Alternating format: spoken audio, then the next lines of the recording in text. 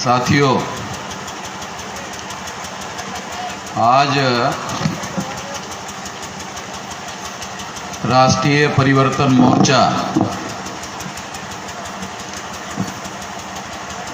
भारत मुक्ति मोर्चा, बहुजन क्रांति मोर्चा, इनके द्वारा राज्य स्तरीय रैली का आयोजन किया गया है। अब तक आप सभी लोगों ने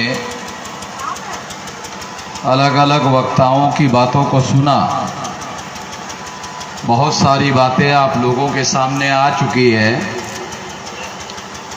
अब जब विषय वस्तु के संबंध में कुछ बातें मैं आप लोगों को कहना चाहता हूँ। आज के इस कार्यक्रम में मुझे पढ़े लिखे लोगों ने धोखा दिया। ये 18 मार्च 1956 को बाबा साहब अम्बेडकर ने कहा था, उसको सब्जेक्ट बनाया गया है। दूसरा विषय है जाति जागृति, अंतिमता ब्राह्मणवाद का भक्ष बनेगी, एक गंभीर चर्चा।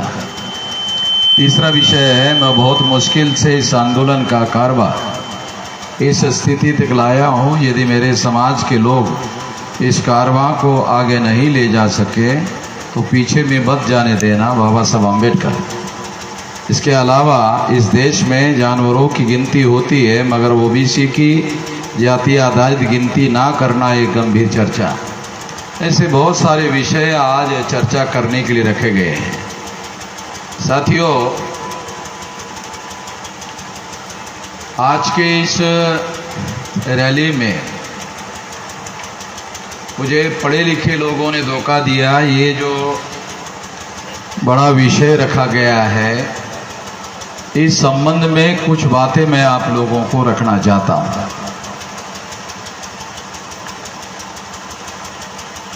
1848 को ज्योतिराव फुले के द्वारा भारत में, आधुनिक भारत में आंदोलन शुरू किया गया और ये आंदोलन 1890 तक चला। लगभग 42 साल तक ये आंदोलन चला।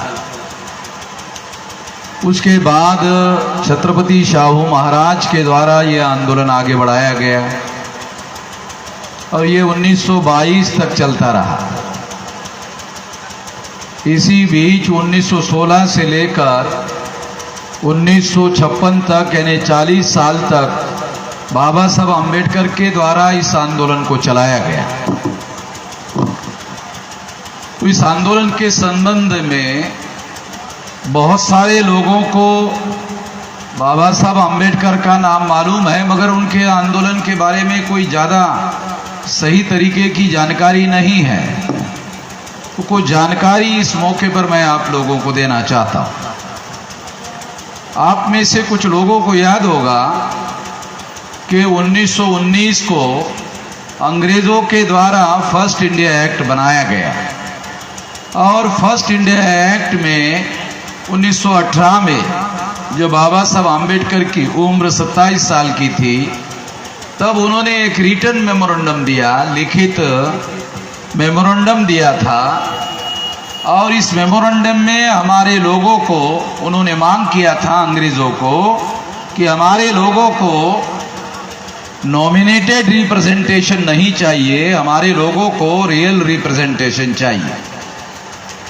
आज भी हमारे बहुत सारे लोगों को nominated representation and real representation का फर्क समझ में नहीं आता। आज़ादी मिलने के 75 साल होने को आ रहे हैं, मगर ये बात हमारे लोगों को समझ में नहीं आती कि नॉमिनेटेड रिप्रेजेंटेशन क्या होता है और रियल रिप्रेजेंटेशन क्या होता है।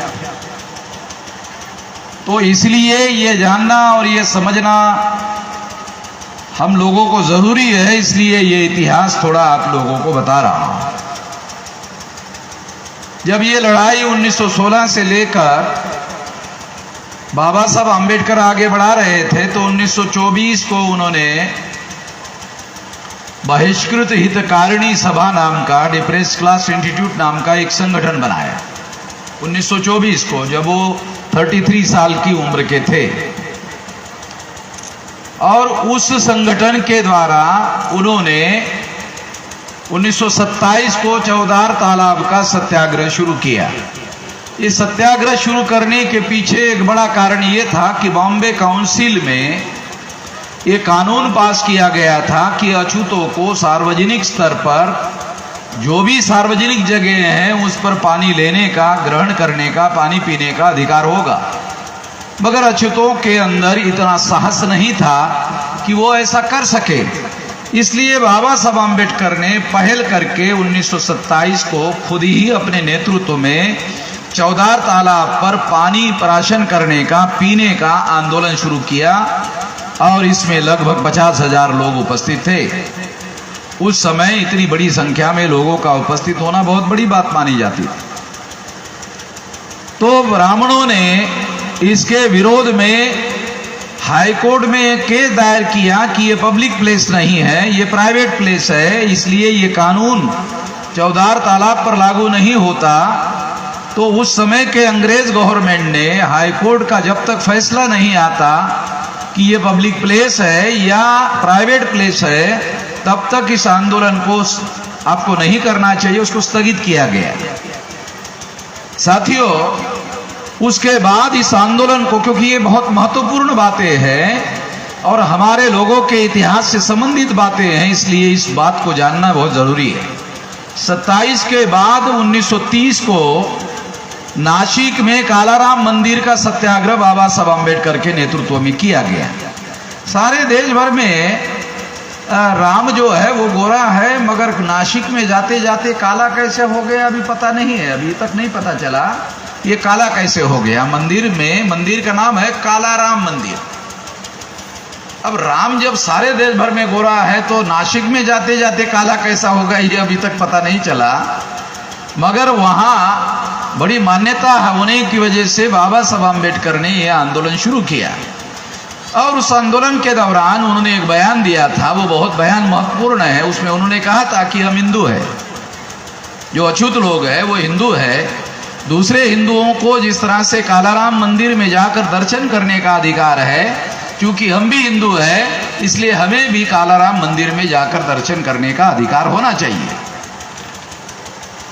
मगर ब्राह्मणों ने उन पर पत्थर फेंके, लाठियों से उन लोगों की पिटाई की और फिर ये पिटे पिटाए लोगों को बाबा साहब आम्बेडकर दूसरे आधे किलोमीटर के दूर पर एक मैदान था वहां लेकर गए और वहां उन्होंने अपने भाषण में कहा कि यदि हम हिंदू होते तो हमें कालाराम मंदिर में दर्शन करने का अधिकार होता। कालाराम मंदिर में दर्शन करने का अधिकार हमें नहीं दिया गया, इससे सिद्ध होता है कि हम हिंदू नहीं हैं। जो साधारण लोग थे, जो अछूत लोग थे, इस बात को स्वीकार करने के लिए राजी नहीं हो सकते थे, मगर अभी अभी उन्होंने पिटाई करके, उनकी पिटाई हुई थी, इसलिए इस बात को उनको स्वीकार करना पड़ा। और बाबा साहब आम्बेडकर ने यह ऐलान किया 1930 में कि अब भविष्य में हम अपनी लड़ाई ऐसा मानकर चलते थे कि यह अस्पृश्यता हिंदू धर्म पर लगा हुआ कलंक है और ये धोने की जिम्मेदारी सब लोगों की है। मगर अब हम ऐसा मानते हैं कि अस्पृश्यता हिंदू धर्म पर लगा हुआ कलंक नहीं है, बल्कि अस्पृश्यता अछूतों के नरदेह पर लगा हुआ कलंक है और इसके धोने की जिम्मेदारी दूसरों की नहीं है, ये केवल अछूतों की है। इसलिए ये लड़ाई हम अपने अलग से लड़ेंगे। उसी दौरान 1930 को राउंड टेबल कॉन्फ्रेंस में बाबा साहब आम्बेडकर को इंग्लैंड में होने वाले राउंड टेबल कॉन्फ्रेंस में रिप्रेजेंटेटिव के तौर पर बुलाया गया और वहां जाकर बाबा साहब आम्बेडकर ने अंग्रेजों को यह मांग की कि हमारे लोगों को रियल रिप्रेजेंटेशन का अधिकार होना चाहिए। जब 1930 को बाबा साहब आम्बेडकर ने यह मांग की तो उस कॉन्फ्रेंस में गांधी जी नहीं गए थे। तो बाबा साहब आम्बेडकर ने अपनी मांग को रिकॉर्ड किया। अंग्रेजों ने इस पर कोई निर्णय नहीं लिया और निर्णय ना लेने की वजह थी कि Gandhi ji round table conference में हाजिर नहीं थे। 1932 को सेकंड राउंड टेबल कॉन्फ्रेंस आयोजित की गई और सेकंड राउंड टेबल कॉन्फ्रेंस में गांधी जी गए, बाबा साहब आम्बेडकर भी इनवाइटेड थे। तो बाबा साहब आम्बेडकर ने गांधी जी को कहा कि गांधी जी, हमारे लोगों की जो संख्या है, अछूतों की जो संख्या है, उस संख्या के अनुपात में क्या हमारे लोगों को अधिकार नहीं मिलना चाहिए? तो गांधी ने कहा कि मिलना चाहिए। फिर बाबा साहब अम्बेडकर ने दूसरा सवाल पूछा कि ये जो प्रतिनिधि एमएलए और एमपी चुनकर जाने चाहिए वो रियल यानी सच्ची और सच्चे होने चाहिए कि नहीं होने चाहिए। तो गांधी जी इस बात से सहमत नहीं थे। गांधी जी ये कह रहे थे कि हम लोग ज्यादा से ज्यादा नॉमिनेटेड रिप्रेजेंटेशन का अधिकार देने के लिए राजी है। यानी Gandhi ji nominated representation schedule caste और शेड्यूल ट्राइब के लोगों को देने के लिए राजी थे। बाबा साहब अम्बेडकर ऐसा मानते थे कि अगर शेड्यूल कास्ट और शेड्यूल ट्राइब के लोगों को नॉमिनेटेड रिप्रेजेंटेशन दिए गए तो वो ब्राह्मणों के दलाल और भड़वे बन जाएंगे। ये ब्राह्मणों की पार्टियां हैं, ब्राह्मणों के संगठन है। ब्राह्मण लोग शेड्यूल कास्ट और शेड्यूल ट्राइब के प्रतिनिधियों को नॉमिनेट करेंगे और जो लोग उनको नॉमिनेट करेंगे उनकी हाँ में हाँ मिलाने का काम एससी और एसटी के लोग कर सकते हैं और इस तरह से वो उनके दलाल और भड़वे बन सकते हैं। ये दलाल और भड़वे मेरा शब्द नहीं है, ये स्वयं बाबा साहब अम्बेडकर का है। अंग्रेजी में उन्होंने एजेंट शब्द का यूज किया था। तो एजेंट का हिंदी अनुवाद होता है शुद्ध हिंदी में एजेंट का मतलब है मध्यस्थ और देशी भाषा में अर्थ होता है दलाल और बड़ुआ। ये दोनों शब्द आपको बता रहा हूं, शुद्ध हिंदी में मध्यस्थ और देशी हिंदी में दलाल और बड़ुआ। तो बाबा साहब अम्बेडकर ये मानते थे कि नॉमिनेटेड रिप्रेजेंटेशन डेमोक्रेसी में ये सही और सच्चे प्रतिनिधित्व का अधिकार नहीं है। इस वजह से गांधी जी का और बाबा साहब अम्बेडकर का राउंड टेबल कॉन्फ्रेंस में इस मुद्दे को बड़ा संघर्ष हुआ। आखिरकार 17 अगस्त 1932 को अंग्रेजों ने बाबा साहब अम्बेडकर की यानी रियल रिप्रेजेंटेशन की बात को स्वीकार किया। ये रियल रिप्रेजेंटेशन क्या था?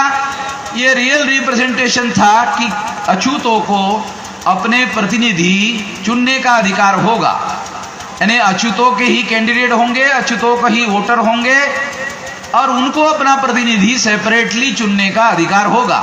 ये 17 अगस्त 1932 को बाबा साहब अम्बेडकर ने ये अधिकार हासिल करने में कामयाबी हासिल की। जब गांधी जी ने ये देखा कि अब ये सेपरेट इलेक्टोरेट में इनको सेपरेट राइट मिल जाएंगे तो ये संसद में गांधी जी ने ये गांधी जी का वर्षन अवेलेबल है कि अगर अछूतों के लड़ाकू प्रतिनिधि विधानसभा में या लोकसभा में चुनकर जाएंगे तो वो सवर्णों को उनका कामकाज करने देने के लिए, ब्राह्मणों को उनका कामकाज करने देने के लिए संसद में या विधानसभा में बहुत बड़ा अवरोध पैदा कर सकते हैं। ये गांधी जी का रिटन स्टेटमेंट है और ये सारे डॉक्यूमेंट्री एविडेंस हमारे पास अवेलेबल है। मैं उसके आधार पर ये बात बता रहा हूँ। ये जानकारी हमारे लोगों को होना बहुत जरूरी है। तो गांधी जी ने इसके विरोध में आमरण अनशन किया। जो बाबा साहब अम्बेडकर ने हक और अधिकार हासिल किया उसके विरोध में गांधी जी ने आमरण अनशन किया और 24 सितंबर 1932 को आमरण अनशन की वजह से पुणे पैक्ट हुआ। और पुणे पैक्ट में गांधी जी जैसा चाहते थे वैसा जॉइंट इलेक्टोरेट शेड्यूल कास्ट और शेड्यूल ट्राइब के लोगों पर थोप दिया गया। आज 131 मेंबर पार्लियामेंट जॉइंट इलेक्टोरेट के तहत चुनकर जाते हैं और 1250 से ज्यादा एमएलए चुनकर जाते हैं, मगर कोई भी एमएलए और कोई भी एमपी संसद या विधानसभा में बोलने का काम नहीं करता है। ये जॉइंट इलेक्टोरेट की वजह से हुआ। मैं जॉइंट इलेक्टोरेट के संबंध में बहुत सारे उदाहरण, एक उदाहरण देना चाहता हूं। जस्टिस अखोदिया जी, ये जयपुर के रिटायर्ड जस्टिस थे। तो ये जयपुर से अजमेर के तरफ, अजमेर के राज्य अधिवेशन में हमने उनको चीफ गेस्ट के तौर पर बुलाया था। तो वहां उन्होंने एक उदाहरण दिया था। उस उदाहरण में उन्होंने ये बात कही थी, बहुत महत्वपूर्ण है, उदाहरण के लिए मैं आपको बता रहा हूं। उन्होंने कहा था कि मैं जयपुर से जोधपुर की तरफ जा रहा था तो हमारे गाड़ी में एक ड्राइवर और एक चतुर्वेदी जी कांग्रेस पार्टी के राज्यसभा मेंबर थे और एक शेड्यूल कास्ट के एमएलए थे और मैं था। इतने लोग, 4 लोग थे। तो कुछ देर जाने के बाद चतुर्वेदी जी को टॉयलेट लगा तो वो गाड़ी को रोका और टॉयलेट के लिए चले गए। तो गाड़ी में जस्टिस साहब बैठे थे और शेड्यूल कास्ट के एमएलए बैठे थे। तो थोड़ी देर बाद शेड्यूल कास्ट के जो एमएलए थे उन्होंने जज साहब को कहा, जज साहब वो चतुर्वेदी जी टॉयलेट को गए हैं मगर पानी लेकर नहीं गए। टॉयलेट को तो गए हैं मगर पानी लेकर नहीं गए।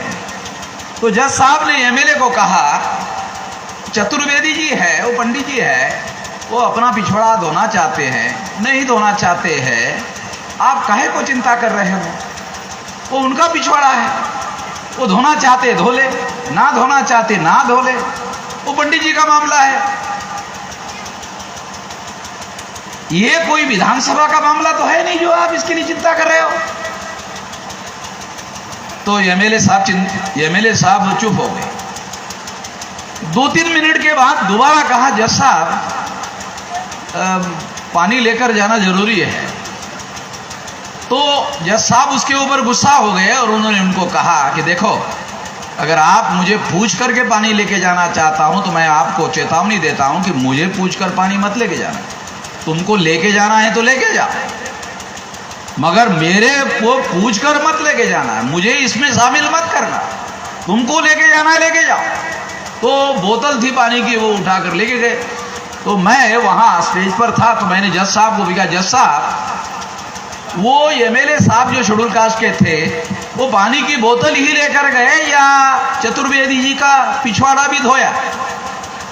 तो जज साहब ने कहा, वो झाड़ी के पीछे थे, मैं देख नहीं पाया, हो सकता है ऐसा हो गया। वो जब पानी ले जा सकते तो पिछवाड़ा भी धो सकते।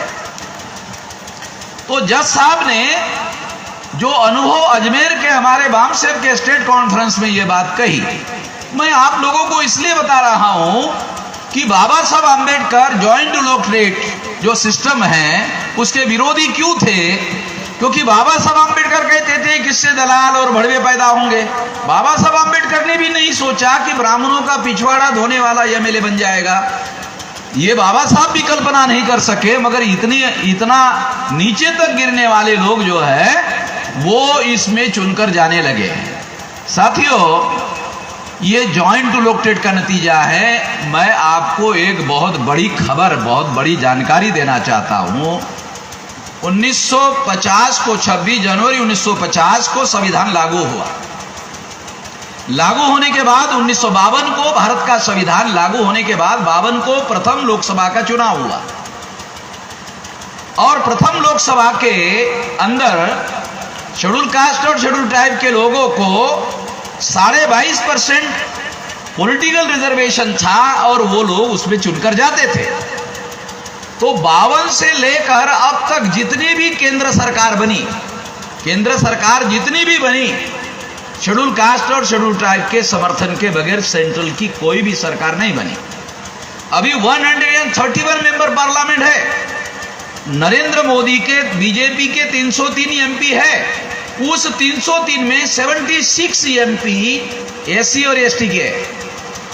अगर ये 76 एमपी नरेंद्र मोदी के समर्थन से विड्रॉ कर लेते हैं तो नरेंद्र मोदी की सरकार भरभरा कर गिर जाएगी, उसका बहुमत खत्म हो जाएगा। मगर ये एमपी इस तरह का काम नहीं कर सकते क्योंकि वो जॉइंट इलेक्टोरेट से चुनकर जा रहे हैं। जॉइंट इलेक्टोरेट की वजह से उनका रियल रिप्रेजेंटेशन, सही और सच्चा प्रतिनिधि चुनकर जाना खत्म हो गया है। ये पूना पैक्ट जो गांधी जी के द्वारा थोपा गया, इसकी वजह से हुआ। इसका परिणाम बैकवर्ड क्लासेस के लोगों के अधिकारों पर भी हुआ, क्योंकि यदि 131 मेंबर पार्लियामेंट शेड्यूल कास्ट और शेड्यूल ट्राइब के लोग चुनकर जाते तो बैकवर्ड क्लासेस के लोगों की लड़ाई भी संविधान संसद में लड़ते। अगर संसद में लड़ते तो बैकवर्ड क्लासेस के लोगों को भी सारे देश भर में हक और अधिकार मिलते, क्योंकि कोई भी सरकार सेंट्रल में शेड्यूल कास्ट शेड्यूल ट्राइब के रिजर्व सीट के समर्थन के बगैर चुनकर नहीं आ सकती। ये आज तक का रिकॉर्ड है, चाहे कांग्रेस की सरकार हो चाहे आज बीजेपी की सरकार हो। ये इतिहास मैं इसलिए आप लोगों को बता रहा हूं क्योंकि हमारे लोगों को, पढ़े लिखे लोगों को, मैं ये नहीं कह रहा हूं कि अनपढ़ लोगों को इतिहास मालूम नहीं है। अनपढ़ लोगों को कहां से इतिहास मालूम होगा? मैं कह रहा हूं पढ़े लिखे लोगों को इतिहास मालूम नहीं है। जो कह रहा हूं वो पढ़े लिखे लोगों को इतिहास मालूम नहीं है। आज भी वो जॉइंट इलेक्टोरेट लागू है। हर 10 साल के बाद कांग्रेस हो या बीजेपी हो, ये जो पॉलिटिकल रिजर्वेशन है जॉइंट इलेक्टेड का, चाहे कांग्रेस हो या बीजेपी हो, ये उसको हर 10 साल बाद देते रहते हैं। हम नौकरियों का रिजर्वेशन लागू करने के लिए आंदोलन करते हैं, देते नहीं है, मगर पॉलिटिकल रिजर्वेशन लागू करने के लिए हम मांग नहीं करते हैं, फिर भी हर 10 साल बाद देते हैं। नौकरियों का रिजर्वेशन 10 साल में समाप्त नहीं होता, 10 साल में जो समाप्त होता है वो पॉलिटिकल रिजर्वेशन। ये भी हमारे पढ़े लिखे लोगों को पता नहीं है। 330 आर्टिकल और 332 के अंदर 10 साल का प्रावधान है पॉलिटिकल रिजर्वेशन की। ये जानकारी भी हमारे लोगों को नहीं है, इसलिए ये बात आप लोगों को बता रहा हूं। ये सारी लड़ाई बाबा साहब अम्बेडकर ने लड़ी, ये अधिकार बाबा साहब अम्बेडकर ने हासिल करके दिए। उसके बाद में आप लोगों को, क्योंकि ये 1935 सेकंड इंडिया एक्ट में इसको कानून के तौर पर मान्यता दी गई। 37 में प्रोविंशियल गवर्नमेंट का चुनाव हुआ और बहुत सारे राज्यों में नॉमिनेटेड रिप्रेजेंटेशन चुनकर आया। नॉमिनेटेड रिप्रेजेंटेशन चुनकर आने की वजह से इनकी हालत और ज्यादा खराब हो गई। इस हालत को सुधार करने के लिए बाबा साहब अम्बेडकर सारे देश भर में घूम घूम कर 18, 19 और 20 जुलाई 1942 को नागपुर में शेड्यूल कास्ट फेडरेशन का राष्ट्रीय अधिवेशन लिया। और इस राष्ट्रीय अधिवेशन चल ही रहा था कि बाबा साहब अम्बेडकर को अंग्रेजों के सेंट्रल गवर्नमेंट में लेबर मिनिस्टर, सिंचाई मिनिस्टर, सीपीडब्ल्यूडी मिनिस्टर और बिजली मंत्री 4 कैबिनेट मंत्रालय का कार्यभार देकर सेंट्रल में मिनिस्टर बनाया गया 1942 को।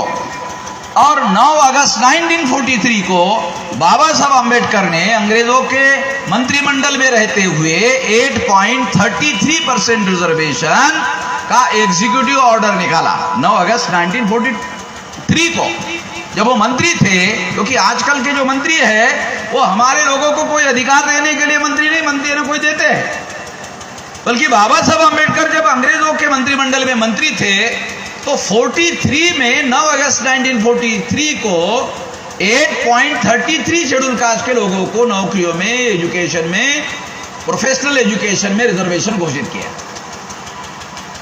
ये सारा रिकॉर्ड और इतिहास है। उसके बाद मैं आप लोगों को ये इतिहास बहुत संक्षिप्त में बता रहा हूं। 2 सितंबर 1943 को अंग्रेजों के द्वारा संविधान सभा का चुनाव घोषित किया गया और जब चुनाव हुआ तो बाबा साहब अम्बेडकर बंगाल से चुनकर गए। बंगाल में उस समय फजलुल हक नाम के मुसलमान मुख्यमंत्री थे। तो मुसलमानों की मदद से बाबा साहब अम्बेडकर संविधान सभा में चुनकर गए। बहुत सारे schedule caste, schedule tribe, backward class के लोगों को यह जानकारी नहीं है कि फजलुल हक जो चीफ मिनिस्टर थे बंगाल में, उनकी मदद से बाबा साहब अम्बेडकर संविधान सभा में चुनकर गए। अब जब संविधान सभा में चुनकर गए तो बाबा साहब अम्बेडकर ने कांग्रेस और गांधी जी को यह कहा कि जो संविधान आप लिखना चाहते हैं मैं उसका समर्थन तब तक नहीं करूंगा जब तक schedule caste, schedule tribe, backward classes के लोगों को कॉन्स्टिट्यूशनल सेफगार्ड नहीं दिया जाता। ये लड़ाई संविधान सभा के अंदर भी बाबा साहब अम्बेडकर अकेले थे। और जब ये लड़ाई बहुत ज्यादा तीव्र हुई और उस लड़ाई के दौरान ये बात फाइनल हुई कि 14 अगस्त 1947 को पाकिस्तान बनेगा। आप सुनकर आपको बहुत दुख हो सकता है, मगर मैं आप लोगों को ये बात बताना चाहता हूं कि जब जवाहरलाल नेहरू और सरदार पटेल माउंटबेटन को मिले और माउंटबेटन को उन्होंने कहा कि हमारे लोगों को आज़ादी जैसा आप कह रहे हैं मिलना चाहिए, तो माउंटबेटन ने कहा ठीक है, इस पर मैं विचार करता हूं। जब ये बात हुई और उन्होंने, सरदार पटेल ने और जवाहरलाल नेहरू जी ने 14 अगस्त 47 को भारत के विभाजन के प्रस्ताव को स्वीकार किया जो स्वीकार किया, तो स्वीकार करने के बाद गांधी जी ने इसका विरोध किया पब्लिकली कि मेरे शरीर के टुकड़े हो सकते हैं मगर भारत के टुकड़े नहीं होने दूंगा। जब यह बयान गांधी जी ने दिया तो माउंटबेटन ने जवाहरलाल नेहरू और सरदार पटेल को बुलाया और कहा कि आपने जिस बात की सहमति दी थी, मैं तो ये मानकर चल रहा था कि आप लोगों ने गांधी जी से सहमति लेकर ये कहा होगा, मगर गांधी जी तो अभी विरोध कर रहे हैं। तो जवाहरलाल जी ने और सरदार पटेल ने माउंटबेटन को कहा कि आप गांधी जी से वार्ता कर लीजिए। तो माउंटबेटन ने गांधी जी को मिलने के लिए बुलाया। माउंटबेटन जब गांधी जी जब माउंटबेटन को मिलने के लिए जा रहे थे तो मौलाना आजाद को गांधी जी ने बुलाया और मौलाना आजाद को कहा, मौलाना अगर मैं पार्टीशन का विरोध करूं तो आप किसका साथ दोगे? तो मौलाना आजाद ने कहा आपका साथ दूंगा। मौलाना आजाद का समर्थन लेकर गांधी जी माउंटबेटन को मिलने के लिए गए और माउंटबेटन को उन्होंने बात कही। तो गांधी जी ने माउंटबेटन को कहा कि मैं तो पार्टीशन का विरोध कर रहा हूं, मगर आप लोग शेड्यूल कास्ट और शेड्यूल ट्राइब के लोगों को उनके संख्या के अनुसार कॉन्स्टिट्यूशनल सेफगार्ड देना चाहते हैं, तो मैं तो इसका विरोधी हूं, मैं इस बात को मानने के लिए तैयार नहीं हूं। यदि आप शेड्यूल कास्ट और शेड्यूल ट्राइब के लोगों को कॉन्स्टिट्यूशनल सेफगार्ड देने के लिए तैयार नहीं हो तो फिर मैं भारत के विभाजन का प्रस्ताव, आप लोगों का, अंग्रेजों का प्रस्ताव मानने के लिए राजी हूं। तो माउंटबेटन ने गांधी जी की बात को स्वीकार कर लिया कि शेड्यूल कास्ट और शेड्यूल ट्राइब के लोगों को अंग्रेजों के द्वारा आजाद भारत में जो अधिकार कॉन्स्टिट्यूशनल सेफगार्ड देने की बात मानी जा रही थी वो उन्होंने कहा कि नहीं मानेंगे। गांधी जी इस बात को मान ले, भारत के पार्टीशन को मान ले, भारत के टुकड़े को मान ले, तो फिर मैं ये बात मानने के लिए तैयार नहीं। गांधी जी की बात को स्वीकार किया गया और शेड्यूल कास्ट और शेड्यूल ट्राइब के लोगों के अधिकारों का बलि दिया गया। जब बाबा साहब आम्बेडकर को यह बात पता चली तो वो उस समय जो अंग्रेजों की सरकार थी, क्लेमेंट एटली प्रधानमंत्री थे, वहां मिलने के लिए गए। ये सारा मेरे पास डॉक्यूमेंट्री है। गए तो बाबा साहब आम्बेडकर की बात क्लेमेंट एटली या वहां के किसी मंत्रिमंडल के मंत्री ने, अंग्रेजों ने स्वीकार नहीं किया। तो बाबा साहब आम्बेडकर वापस आए और वापस आकर उन्होंने बयान दिया कि हम किसी ऐसे संविधान को मानने के लिए राजी नहीं हैं जो संविधान हमारे लोगों को कॉन्स्टिट्यूशनल सेफगार्ड देने के लिए राजी नहीं। तो अंग्रेजों ने यह शर्त रखा था कि सारे लोगों को मिलकर ये संविधान लिखने का काम करना होगा। तो गांधी जी के सामने यह संकट खड़ा हुआ। तो गांधी जी ने जवाहरलाल नेहरू को कहा, जवाहरलाल जी अगर डॉक्टर अंबेडकर का समर्थन नहीं मिलेगा तो जो अंग्रेजों की शर्त है सभी लोगों को मिलकर संविधान लिखने की, ये पूरी नहीं होगी, तो क्या किया जाए? तो गांधी जी ने जवाहरलाल को कहा कि बाबा साहब अंबेडकर को संविधान लिखने की जिम्मेदारी दे दो, उनको जो चाहिए वो लिखेंगे और जितना हम मानना चाहेंगे मानेंगे, जो नहीं मानना चाहेंगे नहीं मानेंगे। इस तरह से बाबा साहब अंबेडकर को ड्राफ्टिंग कमेटी का चेयरमैन बनाया गया और बाबा साहब अंबेडकर ने 395 आर्टिकल का संविधान लिखा।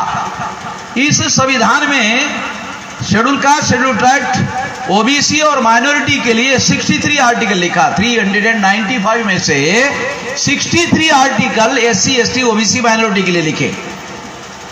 बहुत सारे लोगों को यह जानकारी नहीं है, ये तथ्य हमारे लोगों को पता नहीं है, इसलिए ये जानकारी मैं आप लोगों को बता रहा हूं। इसके तहत जो अधिकार मिले वो 26 जनवरी 1950 को संविधान लागू किया गया। मगर आजाद भारत में जो चुनाव हुआ, पंडित जवाहरलाल नेहरू ने 3.5% ब्राह्मणों को 60% टिकटें दी और आजाद भारत के प्रथम संसद पर ब्राह्मणों का कब्जा हुआ और इस वजह से भारत के संविधान पर अमल करने का जो काम है वो काम नहीं किया गया। इस वजह से साथियों मैं आप लोगों को बताना चाहता हूं कि संविधान पर अगर अमल किया गया होता तो देश में डेमोक्रेटिक रिवॉल्यूशन आ गया होता। मगर वो अमल नहीं हुआ। वो अमल क्यों नहीं हुआ? क्योंकि हमारे लोगों के रियल रिप्रेजेंटेशन पार्लियामेंट में नहीं है। जो शेड्यूल कास्ट और शेड्यूल टाइप के 131 मेंबर पार्लियामेंट चुनकर जाते हैं, वो नॉमिनेटेड रिप्रेजेंटेशन है, नामधारी प्रतिनिधि है। अब ये नामधारी और नॉमिनेटेड का भी अर्थ आपको समझ में नहीं आएगा। मैं देहाती आदमी हूं, देहाती उदाहरण देकर के आपको समझाना चाहता हूं। गांव में शादी होती है तो जो शादीशुदा आदमी है वो परिचय देता है कि ये मेरी शादीशुदा बीवी है। तो जो दूसरा आदमी है वो पूछता है कि ये जो औरत खड़ी है ये कौन है? कहाँ है? ऐसी रखी हुई है। ये जो औरत है ये ऐसी रखी हुई है। तो इस तरह से जो हमारे नॉमिनेटेड रिप्रेजेंटेशन होते हैं वो ऐसे ही रखे हुए होते हैं। रखे हुए समझते हो? ये ब्राह्मणों के रखे हुए होते हैं, क्योंकि बीजेपी ब्राह्मणों की पार्टी, कांग्रेस ब्राह्मणों की पार्टी। तो वो पार्टी जिनको नॉमिनेट करते हैं वो उनके हाँ में हाँ मिलाते रहते हैं। किसी शेड्यूल कास्ट शेड्यूल टाइप के एमपी ने पार्लियामेंट में कोई बिल रखा हो, कोई कानून बनाया हो, ऐसा कोई उदाहरण है? जबकि कॉन्स्टिट्यूशन में बाबा साहब अंबेडकर ने अधिकार दिया है, किसी ने नहीं किया। अरे ये तो बहुत बड़ी बात है, पार्लियामेंट में बोलते ही नहीं है। बाबा साहब अंबेडकर ने इन लोगों का अनुभव बताया कि ये लोग पार्लियामेंट में क्या करते हैं, ये एससी और एसटी के एमपी क्या करते हैं। तो उन्होंने अंग्रेजी में कहा, they are opening their mouth only for join, यानी वो जमाई देने के लिए मुंह खोलते हैं, अन्यथा मुंह ही नहीं खोलते। अब जमाई आदमी क्यों देता है? नेचुरल कॉल है, इसलिए जमाई देने के लिए मुंह खोलता है।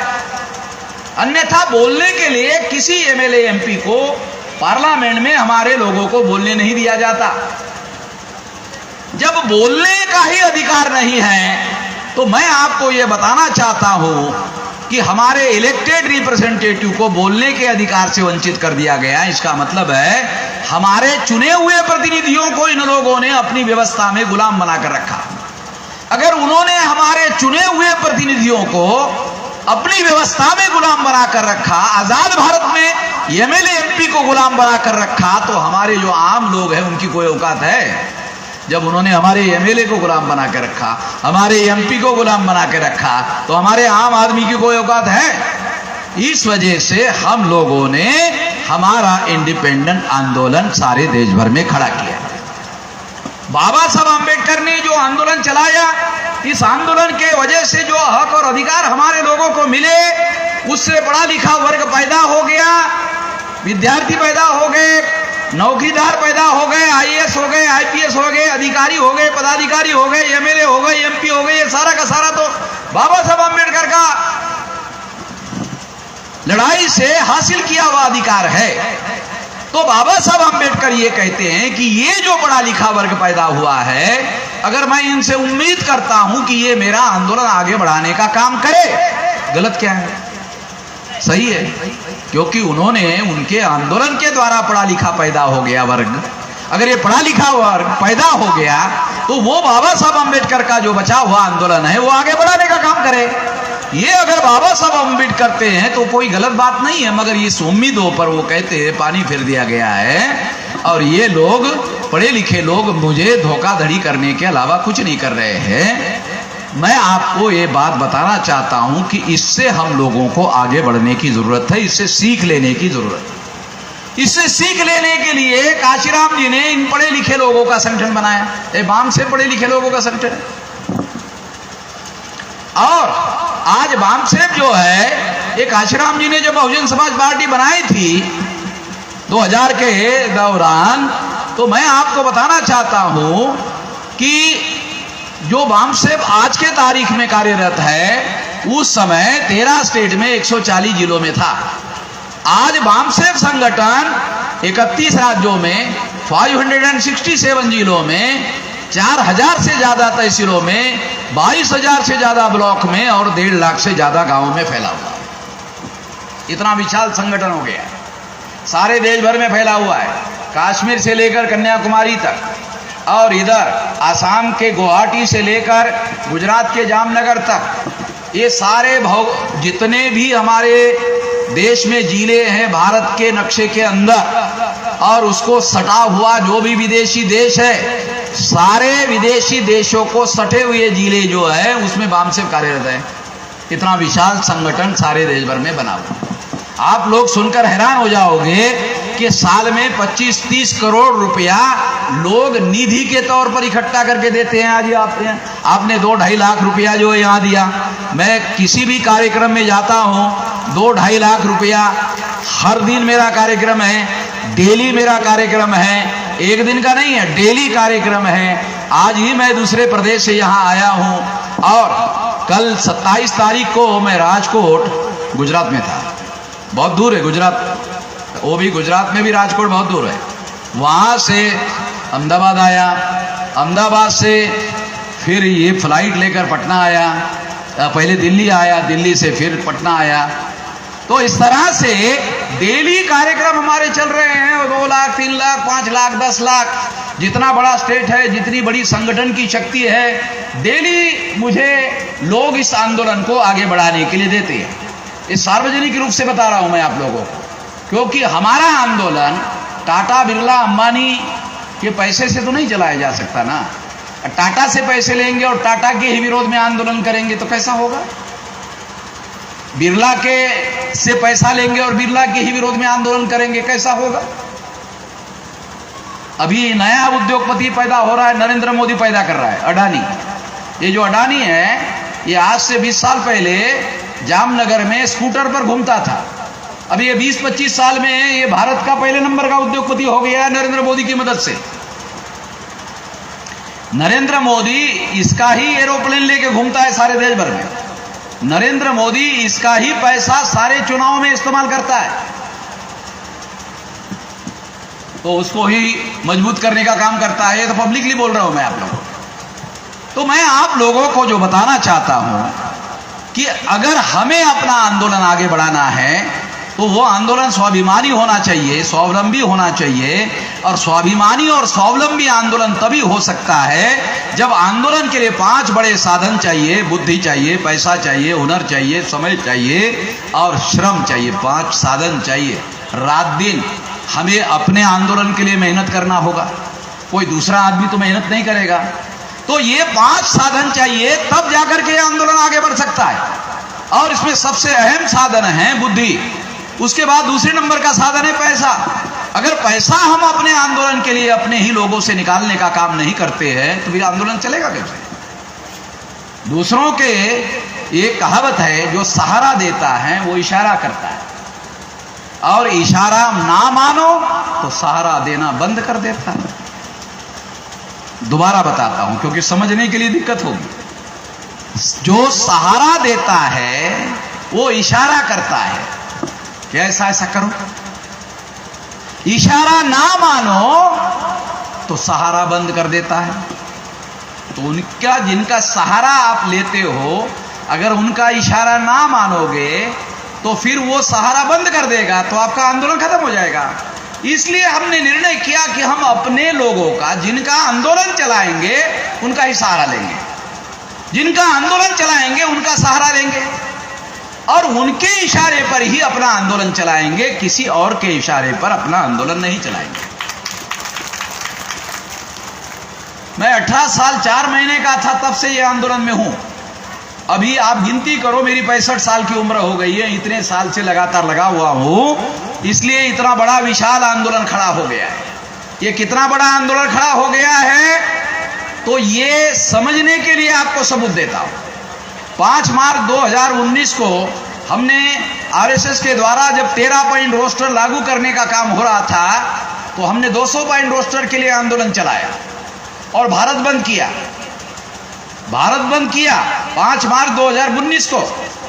और इतना बड़ा भारत बंद हो गया, इतना बड़ा भारत बंद हो गया कि नरेंद्र मोदी को संसद में संविधान संशोधन करना पड़ा। नरेंद्र मोदी कितना अकड़ू आदमी है जानते हो? नरेंद्र मोदी कितना अकड़ू आदमी है, बहुत अकड़ता है।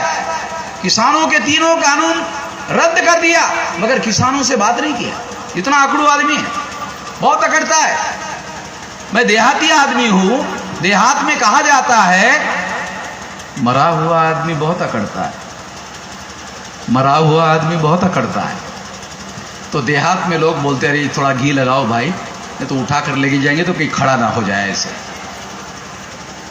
तो इसलिए गांव देहात में मरे हुए आदमी को घी लगाते।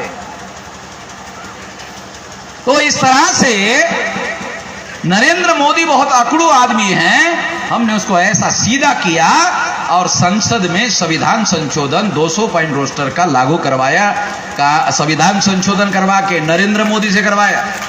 इतना बड़ा भारत बंद करवाया 5 बार 2019 को। उसके बाद 29 जनवरी 2020 को सीए के विरोध में भारत बंद करवाया।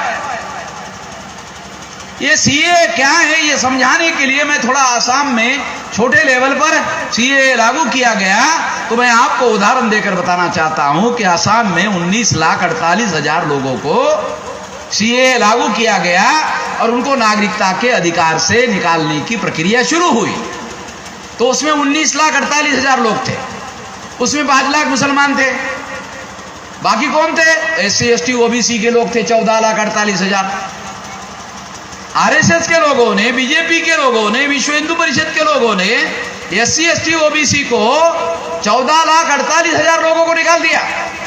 नहीं तो डेली आरएसएस, विश्व हिंदू परिषद और बीजेपी के लोग कहते नहीं थकते कि SC ST OBC के लोग हिंदू है, हिंदू है, हिंदू है, हिंदू है, हिंदू है, हिंदू है।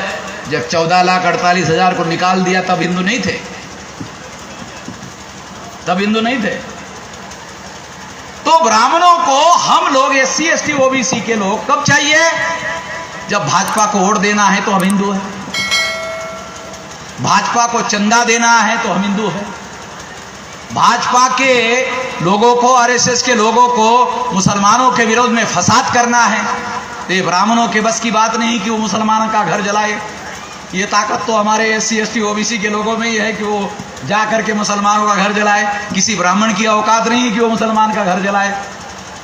आज तक किसी फसाद में कोई ब्राह्मण मरा ऐसा कोई उदाहरण उपलब्ध नहीं है। जो मरते हैं या तो मुसलमान मरते हैं या तो SC ST OBC मरते हैं। जो बात मैं आप लोगों को समझा रहा हूं कि आरएसएस बीजेपी और विश्व हिंदू परिषद को हम लोग जो है मुसलमान को मारना है तो SC ST OBC हिंदू है, फसाद करना है तो हिंदू है, चंदा चाहिए तो हिंदू है, वोट चाहिए भाजपा को तो हिंदू है, बाकी समय में हम हिंदू नहीं है। समझ में आए? आपको कंपेयर करके समझा रहा हूं ताकि बात आपको समझ में आ जाए। भाजपा को हम लोग हिंदू क्यों चाहिए? क्योंकि 3.5% ब्राह्मणों के वोटों से ग्राम पंचायत का पंच चुनकर नहीं आ सकता, सरपंच बनाने का तो सवाल नहीं है। ध्यान रखो क्या बता रहा।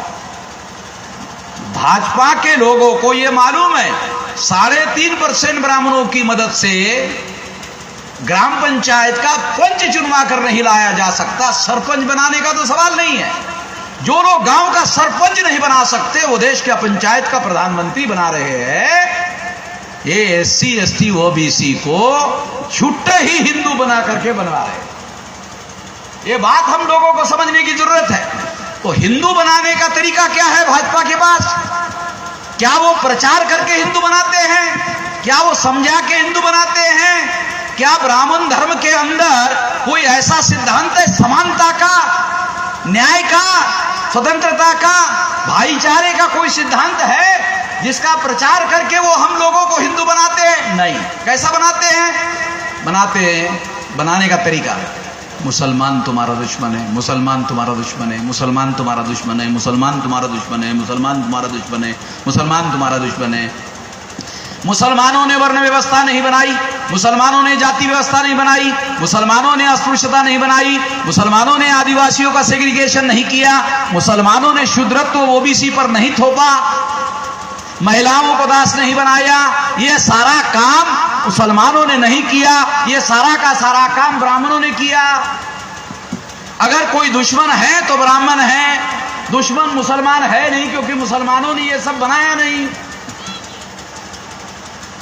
हम लोगों को समझने की जरूरत है। मगर ब्राह्मण हम लोगों को बताता है मुसलमान तुम्हारा दुश्मन है, मुसलमान तुम्हारा दुश्मन है। मुसलमानों को दुश्मन बनाकर प्रतिक्रिया में हमारे लोगों को हिंदू बनाता है। प्रचार से किसी SC ST OBC को हिंदू नहीं बनाया जा सकता, क्योंकि ब्राह्मण धर्म और हिंदू धर्म एक ही है। एक बार मैं रेल में ट्रैवलिंग कर रहा था और पंडित जी चर्चा कर रहे थे, मैं ध्यान नहीं दे रहा था, तो उसने कहा कि सब लोग चर्चा में शामिल हो रहे हैं, आप शामिल नहीं हो रहे। मैंने कहा पंडित जी क्या आप चाहते हैं कि मैं शामिल हो? कहा मैं चाहता हूं। तो मैंने कहा मेरा एक सवाल है, हिंदू धर्म के धर्म ग्रंथों के नाम बताइए। तो उन्होंने कहा वेद, श्रुति, स्मृति, पुराण, रामायण, महाभारत, गीता। मैंने कहा ये तो ब्राह्मण धर्म के धर्म ग्रंथ है, ये हिंदू धर्म के नहीं है, ये तो ब्राह्मण धर्म के है। तो उसने क्या कहा, हिंदू धर्म और ब्राह्मण धर्म एक ही है। हमारे गधे लोगों को समझ में नहीं आता हिंदू धर्म और ब्राह्मण धर्म एक ही है, हमारे लोगों को नहीं समझ में आता, SC ST OBC के लोगों को नहीं समझ में आता हिंदू धर्म और ब्राह्मण धर्म एक ही है। तो मैंने फिर सवाल पूछा, पंडित जी अगर हिंदू धर्म और ब्राह्मण धर्म एक ही है, तो ये जो मुसलमानों का दिया हुआ हिंदू नाम है, उसके बजाय ब्राह्मण धर्म के नाम पर प्रचार अपने धर्म का क्यों नहीं करते हो? चुप हो, कोई जवाब नहीं। दोबारा पूछा, पंडित जी ब्राह्मण धर्म के नाम पर अपने धर्म का प्रचार क्यों नहीं करते हो? कोई जवाब नहीं, क्योंकि उनको समझ में आया, क्या समझ में आया कि ब्राह्मण धर्म के नाम पर अगर हम अपने धर्म का प्रचार करेंगे तो जितने गैर ब्राह्मण है वो कहेंगे ये तुम्हारा धर्म है, तुम देखो, हमारे कोई लेना देना नहीं। हमारे लोगों को बड़े आसानी से समझ में आ जाएगा। हिंदू के नाम पर हमारे लोग झांसे में फंसे हुए हैं, हजारों साल से हम लोग इस देश में हिंदू नहीं है, ये बात हम लोगों को समझने की जरूरत है। ईसा पूर्व 185 को सम्राट बृहदत्त मौर्य की हत्या की गई। सम्राट बृहदत्त मौर्य आखिरी सम्राट था, उसकी हत्या की गई। उसके बाद 300 या 400 या 500 साल बाद रामायण लिखा गया। कितने लोगों को पता है? रामायण ब्राह्मण क्या कहता है, कब लिखा? पंडित को पूछो कब लिखा?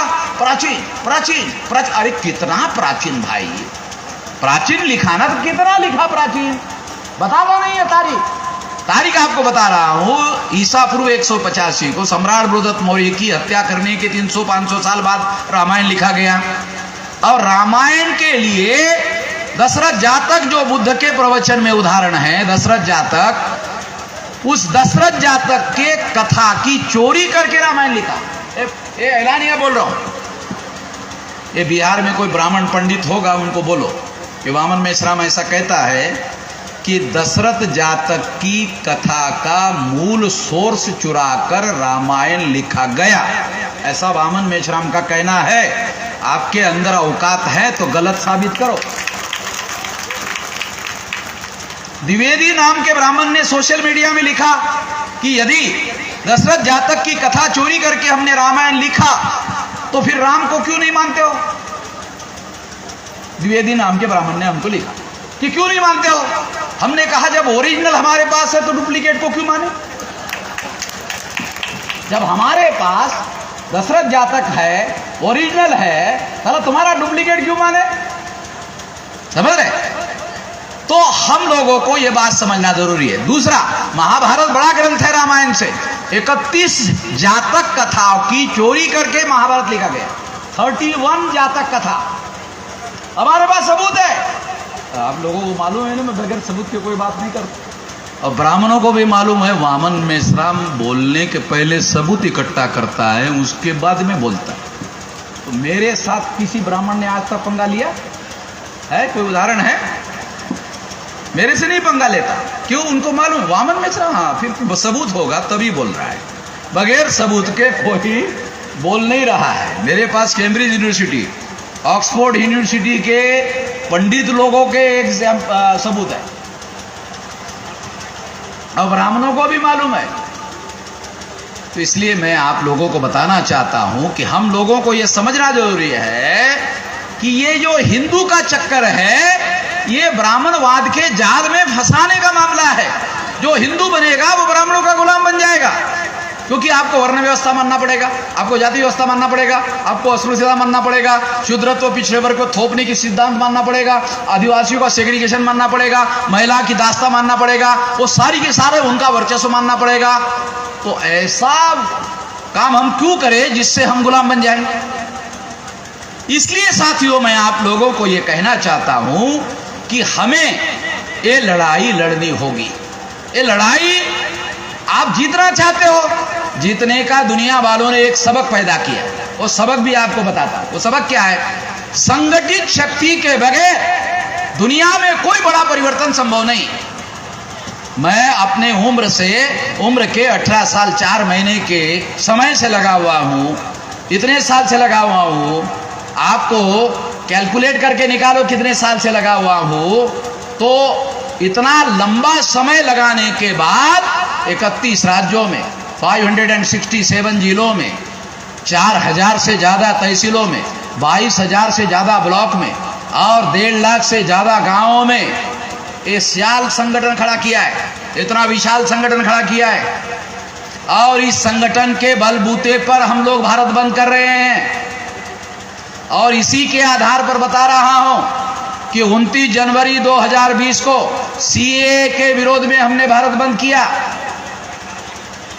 सीएए के विरोध में भारत बंद किया, जो 14,48,000 SC ST OBC के लोगों को नागरिकता के अधिकार से आसाम में निकाला था। अभी एक RTI में किसी ने सवाल पूछा कि वो आसाम में कितने लोग विदेशी रह गए, तो कहा 1006। हमारी वजह से वो लोग बच गए। केवल 1006 लोगों का नंबर रह गया है, बाकी सारे लोगों को भारत की नागरिकता भारत बंद के बाद भारत सरकार को देनी पड़ी। जब 29 जनवरी 2020 को हमने भारत बंद किया तो अब केवल 1006 लोग रह गए। अंसारी जी, 1006 लोग, 19,48,000 में केवल 1006 लोग रह गए। सभी लोगों को नागरिकता मिल गई। 29 जनवरी 2020 को जब हमने भारत बंद किया तो इस भारत बंद को SC ST OBC के साथ मुसलमानों ने भी बहुत ज्यादा साथ दिया। तो पहले भारत बंद से भी ज्यादा बड़ा भारत बंद हो गया। इसलिए जब बड़ा भारत बंद हो गया, तब से जो कानून सीएए का पार्लियामेंट में RSS, बीजेपी और विश्व हिंदू परिषद ने बनाया, नरेंद्र मोदी ने बनाया, वो जो बनाया वो कानून कचरा कुंडी में पड़ा हुआ है, भारत में लागू नहीं है। हमारे भारत बंद की वजह से वो कानून लागू नहीं है। नेशनल लेवल पर भारत बंद करने की वजह से कचरा कुंडी में पड़ा हुआ है। आज तक वो कानून लागू नहीं कर पाया। नरेंद्र मोदी, बीजेपी के लोग कहते हैं, RSS के लोग कहते हैं, विश्व हिंदू परिषद के लोग कहते हैं, क्या कहते हैं? नरेंद्र मोदी बहुत शक्तिशाली प्रधानमंत्री है, शक्तिशाली नेता है। चलो मान लेते हैं नरेंद्र मोदी बहुत ताकतवर, बहुत शक्तिशाली नेता है। उसका कानून वामन मेश्राम ने लागू नहीं होने दिया। वामन मेश्राम कितना शक्तिशाली नेता है? सबूत के तौर पर बोल रहा हूं। अगर तुम्हारा प्रधानमंत्री इतना ताकतवर है, शक्तिशाली है, तो उसका कानून हमने रोक लगा दिया, लागू नहीं होने दिया। इतनी बड़ी संगठित शक्ति हम लोगों ने निर्माण की है। कल 25 तारीख को ओबीसी की जाति आधारित गिनती के मुद्दे पर भारत बंद करवाया। मालूम होगा बिहार के लोगों को, पता चला कि 26 जिलों में बिहार में भी लागू हुआ भारत बंद। सारे देश भर में भारत बंद किया ओबीसी की जाति आधारित गिनती पर। जानवरों की गिनती कर रहे हैं, कुत्तों की गिनती कर रहे हैं, जंगली जानवरों की गिनती कर रहे हैं, ओबीसी की नहीं कर रहे।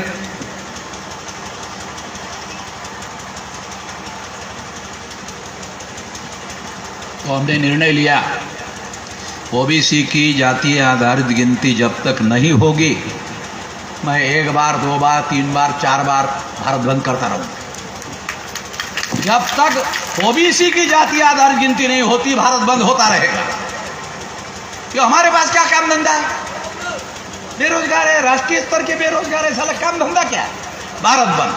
मुझे आधे घंटे का वीडियो बनाना पड़ता है, आधे घंटे का वीडियो बनाने के बाद कह देता हूं भारत बंद। सारे देश के लोग जाग जाते हैं, भारत बंद शुरू हो जाता है, मैं जाके आराम करते रहता हूं। क्यों? पिछले 46-47 साल तक मैंने बहुत मेहनत किया, राष्ट्रीय स्तर का संगठन बनाया। वो संगठन में लोग, जागृत लोग हैं, वो काम में लग जाते हैं। तो ये काम आने वाले समय में इतना विशाल आंदोलन खड़ा हुआ, तो आप लोगों को ये कहना चाहता हूं कि बिहार के हर जिले में, अभी आप जिला स्तर से नीचे जाओ, तहसील में जाओ, ब्लॉक में जाओ, गांव में जाओ, न्याय पंचायत में जाओ, आप लोग नीचे जाओ, गांव में जाओ। हमारे लोग गांव में रहते हैं, ज्यादा संख्या में रहते हैं। गांव के लोगों को जगाने का काम करो। गांव में हमारे लोगों की ज्यादा संख्या है, और अगर ऐसा आप करते हो तो आने वाले समय में हम लोग इस देश में जो करना चाहते हैं वो करने के लिए कामयाब हो जाएंगे। अब आखिरी बात कहना चाहते हैं, हमारे साथियों ने जो छोटे छोटे दल इधर बनाए हुए हैं, तो मैं उन लोगों को अनुरोध करता हूं, हमारे नेता लोगों को अनुरोध करता हूं। क्या अनुरोध करता हूं? मेरा अनुरोध यह है कि आने वाले समय में बिहार में जितने भी छोटे दल है, SC ST OBC माइनॉरिटी के जितने भी छोटे दल है, सारे छोटे दलों के लोग जो है वो एक मंच, एक गठबंधन बनाए, एक महागठबंधन बनाए, और हम बामसेब के लोगों का, भारत मुक्ति मोर्चा के लोगों का, राष्ट्रीय परिवर्तन मोर्चा के लोगों का, बहुजन क्रांति मोर्चा के लोगों का, जो हमारे सारे बिहार के हर जिले में हमारा संगठन है, आपको जो यहां चाहिए ताकत वो सब जगह हम देंगे। नागमणि जी, आप इसके लिए पहल करिए। सारे बिहार में सत्ता परिवर्तन भी जरूरी है, क्योंकि सत्ता परिवर्तन नहीं होगा तो हमारा काम कैसे होगा, हमारे लोगों का काम कैसे होगा? सत्ता वाले लोग हमारा काम करते नहीं है, हमारे लोगों को ही सत्ता में पहुंचना चाहिए। वोट का अधिकार बाबा साहब अंबेडकर ने दिया, वोट देने के लिए नहीं दिया। वोट का अधिकार वोट देने का अधिकार नहीं है, वोट का अधिकार शासक बनने का अधिकार है, शासक चुनने का नहीं। द डिफरेंस बिटवीन, आपको बता रहा हूं, वोट का अधिकार शासक चुनने का अधिकार नहीं है, वोट का अधिकार शासक बनने का अधिकार है। थोड़ा सा दिमाग में परिवर्तन करो। जब आप सोचते हो वोट का अधिकार, अरे चुनने का अधिकार हो, दूसरे को चुनते हो। जब आप सोचोगे कि वोट का अधिकार शासक बनने का अधिकार है, तो वोट का उपयोग शासक बनने के लिए करो। तो वोट का अधिकार शासक चुनने का अधिकार नहीं है, शासक